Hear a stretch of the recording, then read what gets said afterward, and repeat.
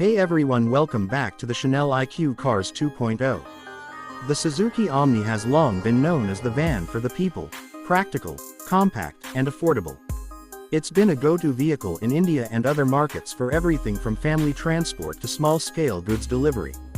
In 2025, Suzuki has brought back the Omni with a fresh face, updated internals, and a design that keeps its roots intact while embracing a more modern approach. So today, we're diving deep into what makes the new 2025 Suzuki Omni van tick and whether it's the right van for your needs. Let's start with the design. At first glance, the 2025 Omni doesn't look dramatically different from its predecessors, but that's intentional.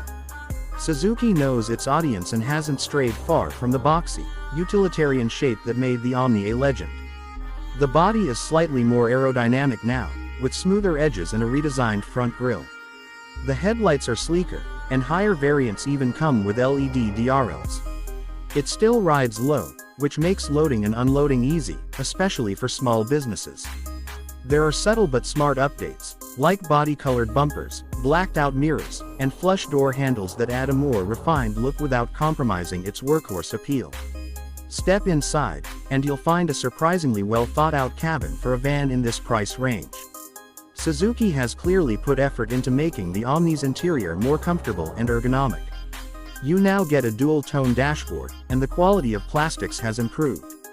It's not luxurious by any means, but it doesn't feel as bare bones as older models. The driving position is more upright, offering excellent visibility of the road ahead. The instrument cluster is fully digital in the top variant, showing speed, fuel efficiency, range, and basic diagnostics. There's a simple but functional infotainment unit in the center, a 7-inch touchscreen that supports Bluetooth, USB, and aux. It doesn't have Android Auto or Apple CarPlay, but for its target audience, this is more than sufficient. You also get 2 speakers in the front, which is a first for the Omni lineup. Air conditioning is standard across all variants, which is a big plus, especially for city driving in hot conditions. Now, the most critical part of a van like this is space, and Suzuki delivers.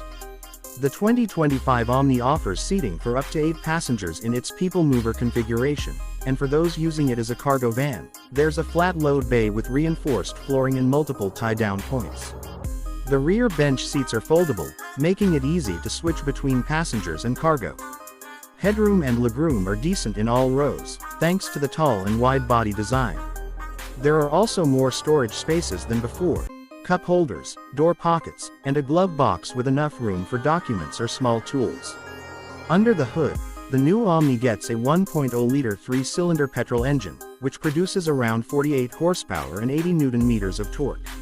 It's not a powerhouse, but that's not what it's built for. The engine is designed to be fuel efficient and reliable in city conditions.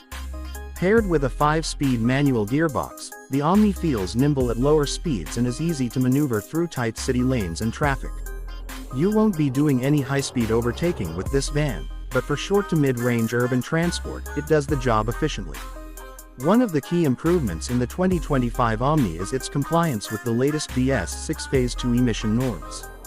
That means it's cleaner, greener, and better for the environment. Fuel economy figures are also impressive. Suzuki claims around 20 kilometers per liter in city conditions, which is excellent for a van in this category. There's also a CNG variant available, which boosts mileage and makes it an even more economical choice for daily use. In terms of performance, the Omni is best described as light and responsive. The steering is manual in the base variant and power-assisted in the top trims. It has a tight turning radius, which is great for city use, especially in narrow lanes or crowded markets. Suspension setup remains basic with McPherson struts in the front and leaf springs at the rear, tuned more for load carrying than comfort, but it handles bumps decently well. Braking is handled by disc brakes at the front and drum brakes at the rear, with ABS now offered as standard across all variants, a much-needed safety upgrade. Speaking of safety, the 2025 model finally catches up with modern expectations. You now get dual front airbags, ABS with EBD, rear parking sensors, and a high-mounted stop lamp. The structure itself has been reinforced with better crumple zones and side impact protection, improving crash safety significantly compared to older models. It's still a lightweight vehicle, So you'll want to drive it with awareness, but it's no longer the